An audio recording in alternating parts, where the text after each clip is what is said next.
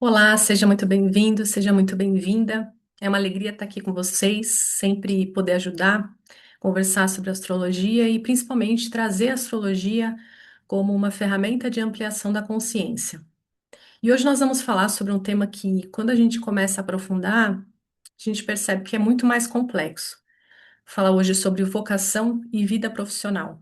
E eu quero fazer essa aula, esse encontro, de uma maneira muito prática. Nós vamos falar sobre vocação. Vamos entender como podemos identificar os nossos talentos, disposições, caminhos de realização profissional e depois nós vamos aplicar esse olhar para o mapa de uma pessoa que vocês provavelmente conhecem muito bem. E eu quero que ao final desse encontro vocês tenham duas coisas. A primeira é uma compreensão maior sobre esse tema no mapa astrológico, e a segunda é que vocês consigam olhar para o próprio mapa e começar a fazer essas mesmas perguntas, especialmente quem está nessa busca sobre carreira, vocação, trabalho ou profissão. Qual é a profissão que combina comigo? E a pergunta mais profunda é: qual é o chamado que existe dentro de mim? O que é vocação? Então, a primeira coisa sobre isso, vamos começar por aí.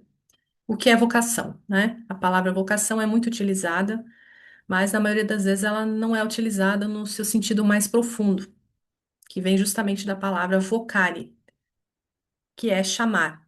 É o chamado que cada pessoa tem. É aquilo que chama a pessoa para um determinado caminho. E isso é muito importante, porque quando nós olhamos e falamos de profissão, existe uma confusão muito comum entre aquilo que eu gosto, o que eu tenho afeição, e aquilo para o qual eu tenho vocação profissional. E essas duas coisas elas não são necessariamente iguais. Eu posso gostar muito de uma atividade e não ter vocação profissional para isso. Por exemplo, uma pessoa pode amar fotografia. Ela pode passar horas fotografando os amigos, as viagens, paisagens. Ela pode entender até mesmo de câmera, composição, iluminação. Pode sentir um prazer enorme fazendo isso. Mas isso não significa que seja a verdadeira vocação, né? O verdadeiro chamado de ser fotógrafa profissional.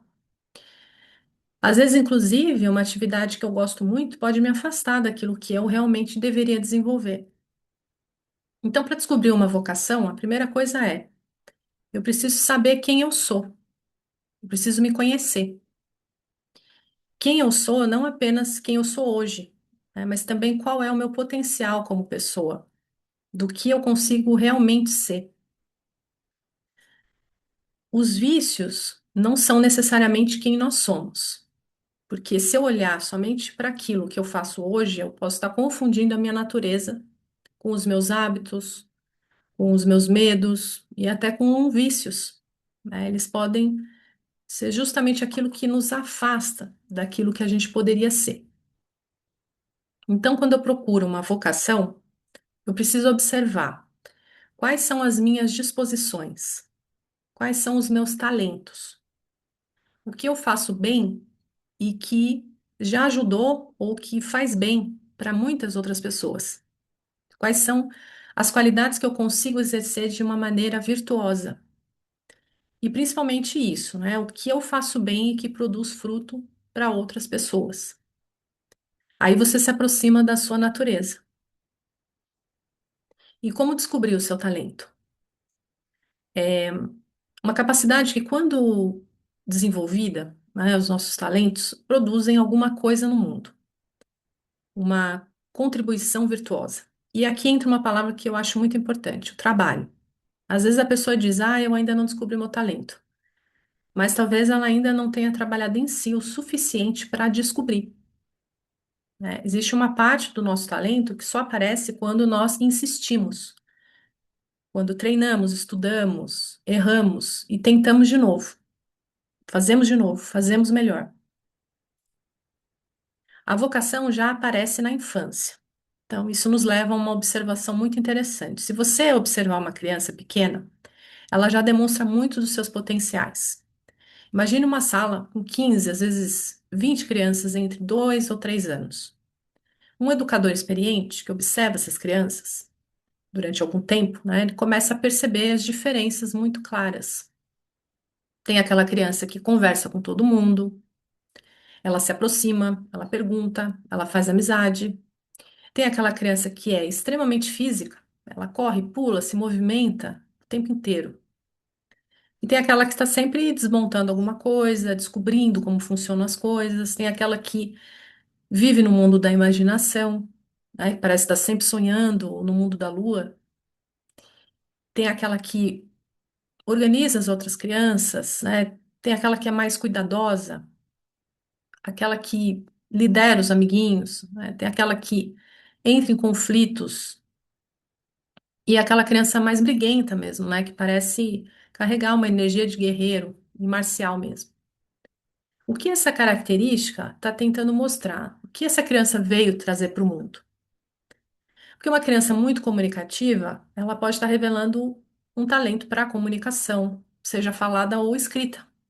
É uma criança muito ativa, tem muita energia física, pode ter uma grande disposição corporal para um esporte, para atividades físicas. Uma criança imaginativa, sonhadora, ela pode ter uma criatividade extraordinária. Uma criança que gosta de confrontar, de, né, ser um pouco ali, um pouco mais briguenta, pode ter uma energia de liderança, de enfrentamento de situações que, quando bem educada, pode se transformar numa coragem, iniciativa e atividades que precisam desse espírito.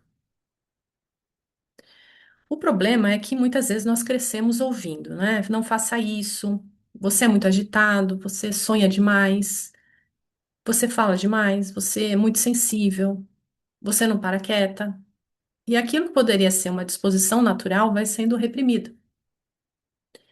Por isso, quando nós olhamos para a vocação, precisamos recuperar uma pergunta importante: o que eu era antes de começar a tentar ser aquilo que os outros esperavam que eu fosse? E é aqui que a astrologia entra de uma maneira muito bonita, porque quando queremos olhar para a vocação e vida profissional, um dos pontos fundamentais do mapa é o meio do céu, o início da casa 10. Tecnicamente, o meio do céu é o ponto mais alto do mapa, naquele momento, né? E no lugar do horário de nascimento. E simbolicamente, ele representa justamente o nosso lugar no mundo.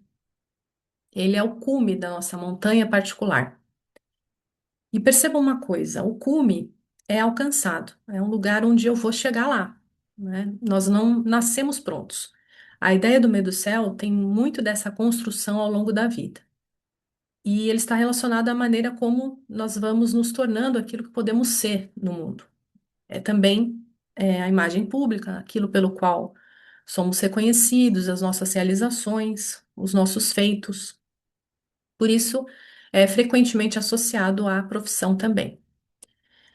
Mas eu gosto de fazer uma ressalva. O meio do céu é muito mais do que qual é a profissão que eu vou ter. É muito mais interessante e rico do que isso. Essa área da nossa vida, ela nos mostra uma direção de realização, de alma. O signo ali presente, né, o regente desse signo, ele fornece informações preciosas sobre a nossa vocação, os interesses profissionais, os talentos, o estilo de atuação. E qualquer planeta ali presente também compõe qualidades essenciais sobre a maneira como a pessoa pode ocupar um lugar no mundo. Mas a vocação, ela não está em um único ponto do mapa astrológico. Nós precisamos olhar e somar outras informações. E é exatamente isso que a gente vai ver aqui hoje. Como a gente reconhece um chamado? Existem muitas maneiras pelas quais uma pessoa ela percebe a vocação, né? Às vezes acontece um verdadeiro reconhecimento. Eu me lembro do relato de uma mulher que ela estava assistindo um grande pianista tocar Beethoven num concerto. Ela estava na plateia, em um determinado momento, enquanto o músico tocava o piano, ela teve uma experiência muito difícil ali de explicar, né, de colocar em palavras. Ela disse que foi como um clique, como se de repente ela tivesse se visto ali. Ela se viu naquele piano, se viu fazendo aquilo. E naquele momento surgiu uma certeza, né? É isso que eu vou fazer da minha vida. Isso acontece, né? Mas não acontece sempre dessa maneira. Às vezes não existe um raio ou esse clique do tipo, é isso aqui, né? Às vezes não existe esse momento. Às vezes a própria vida que vai colocar a pessoa para um determinado caminho. Ela de repente poderia até estar fazendo alguma outra coisa, né? Aquilo não dá certo. Ela tenta uma outra coisa, também não. E de repente existe alguma coisa que insiste. A vida parece dizer: não, não, não, não vai por aqui. É, que é esse o seu caminho, é por aqui. E depois a pessoa percebe que existe, de fato, um caminho, porque o seu destino é esse. E por isso, vocação também pode ser reconhecida dessa outra forma. E quando a pessoa não consegue viver a sua vocação? Agora existe essa situação importante de ressaltar aqui. Eu acho que isso precisa ser dito porque nem todo mundo tem as mesmas condições para escolher uma profissão. Existem pessoas que descobrem os seus talentos, mas elas não conseguem viver profissionalmente aquilo. Às vezes por questões de vulnerabilidade socioeconômica, até mesmo. Às vezes por questões familiares, às vezes por falta de oportunidade. Mas a vocação, ela não desaparece, ela insiste. E muitas vezes a pessoa encontra uma maneira de manter aquele talento vivo. Pode ser por meio de um hobby, de um trabalho voluntário, de uma segunda profissão, de uma atividade paralela, porque existe uma necessidade muito profunda de expressão dos nossos talentos. É como se uma parte de nós dissesse, né, que eu preciso fazer isso de alguma maneira. E existe também uma outra situação. A pessoa ela sabe qual é o talento dela, mas ela não tem coragem de viver o seu talento. E isso pode ser muito doloroso, pode ser ruim para si mesma e para os outros, porque quando eu descubro um talento e eu não desenvolvo isso, quando eu não vivo o meu talento, isso se torna uma grande frustração.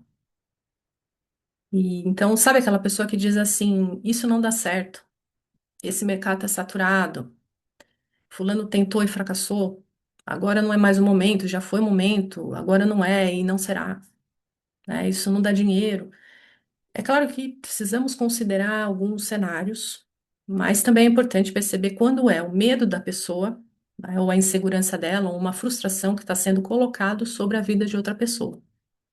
Porque às vezes, quem não teve coragem de viver o próprio talento acaba desencorajando quem está vivendo o seu. Então, quando alguém coloca uma nuvenzinha escura ali sobre tudo aquilo que você quer fazer, questione. Essa pessoa ela está falando sobre mim? Ou isso é sobre a própria frustração, sobre a própria falta de coragem de viver o seu chamado? E aqui agora eu vou citar o nosso estudo de caso de hoje, que é o do ator Keanu Reeves, que é o nosso grande e talentoso ator canadense, nascido em Beirute, no Líbano. Ele foi criado em Toronto. E é aqui que nós vamos aplicar tudo isso. Porque eu quero mostrar para vocês como uma vocação aparece quando nós começamos a unir diferentes informações de um mapa, como isso se delineia, né? Keanu Reeves nasceu em 2 de setembro de 1964. A carta que nós vamos utilizar, ela trabalha com ascendente em Virgem, aproximadamente 14 graus, com o Sol em Virgem, a Lua em Câncer. É importante dizer que o horário utilizado para esse mapa natal é retificado a partir de um horário aproximado, e não um horário de nascimento documentado e confirmado. Portanto, vamos tratar esse mapa como um estudo mais ilustrativo, mas que, pelo que eu pude perceber, nós chegamos em algo bem próximo do que parece ser o mapa dele, tá bem? Então, o que o mapa de Keanu Reeves nos mostra sobre vocação e vida profissional? Primeiro ponto, a casa 5 em Capricórnio. Nós vamos começar pela casa 5, né, que é uma casa fundamental quando estamos falando de criatividade, expressão, prazer, produção artística, né, e capacidade de colocar algo de si no mundo de uma forma criativa. E no mapa que nós estamos vendo, temos Capricórnio na cúspide da casa 5. Isso é bem interessante para um ator. Por quê? Porque Capricórnio é regido por Saturno, e Saturno fala de trabalho, daquilo que é trabalhoso, de alguma forma, né? Saturno fala de disciplina, de tempo, de amadurecimento, de construção, né? Então, nós temos uma casa da criatividade recebendo uma assinatura que diz: aquilo que você cria precisa ser construído, precisa dessa construção e que leva tempo. É técnica, é repetição, é treinamento, é domínio do ofício. E quando nós olhamos para a trajetória profissional dele, isso conversa muito bem com a imagem de um ator que construiu uma carreira longa e bastante diversificada, né? Ele teve muitas atuações. Ele começou trabalhando no teatro e na televisão, chegou ao cinema ali por volta dos anos 1980 e passou por diferentes gêneros, né, até consolidar grandes papéis, como O Pequeno Buda, que é um filme menos conhecido, mas excelente para quem puder assistir. O Advogado do Diabo, né, o papel de Neo na série de ficção científica Matrix, ali a partir de 1999. Constantine também, enfim, muitas pérolas cinematográficas aí para os dias de hoje. O segundo ponto, Virgem no ascendente. Ken Reeves tem ascendente em Virgem, de acordo com o mapa retificado que nós estamos utilizando, e aqui começa a aparecer algo muito interessante. Virgem é um signo ligado à observação dos detalhes, ao aperfeiçoamento, ao trabalho cuidadoso e minucioso, a relação entre técnica e o resultado prático. E nós temos também o Sol em Virgem, muito próximo do ascendente, Mercúrio também em Virgem, Urano e Plutão, tudo ali bem juntinho na casa 12 e próximos do ascendente. Então, existe uma concentração muito forte nessa potência do signo de Virgem, e Virgem procura aperfeiçoar suas atividades. Ele é o signo que pergunta como que isso poderia ser melhor? Como que eu posso fazer isso de uma maneira mais precisa? Como que eu posso aperfeiçoar aquilo que eu faço? Como eu posso servir ao mundo? E isso é muito interessante quando nós estamos falando desse ator, porque o ator ele precisa colocar o próprio corpo, a própria voz, a sua presença a serviço de um personagem, de uma representação. Existe um tipo de rebaixamento de ego, né? Eu não preciso mostrar o tempo inteiro quem eu sou como pessoa, né? Eu preciso servir aquilo que eu estou interpretando.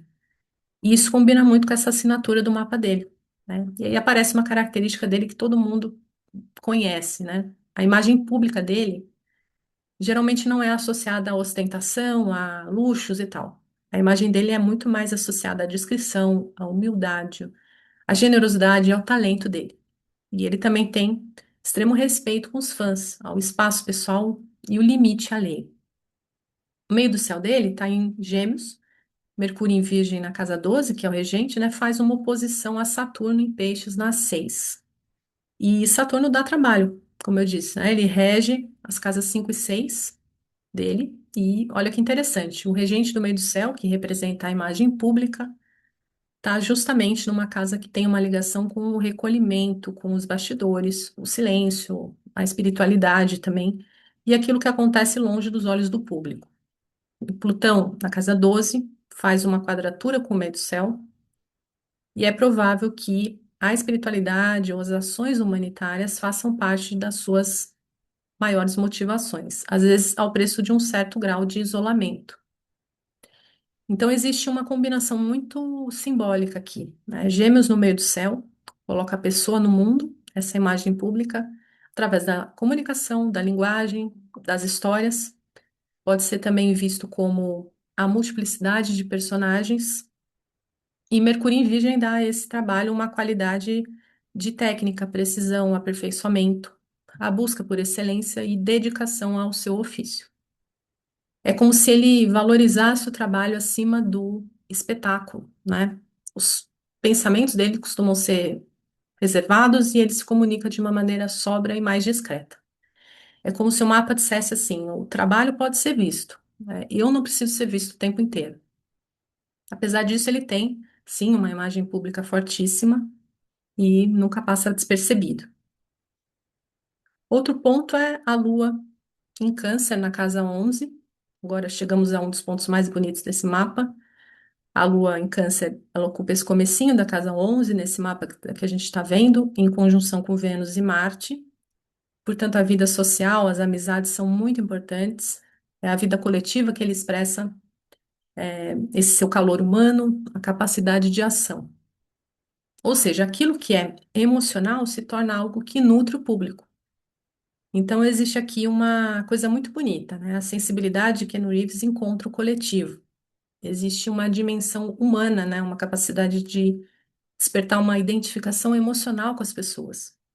Porque o público não vê apenas um homem talentoso de Hollywood, né? Vê alguém que sofre, que perde, que precisa atravessar alguma coisa.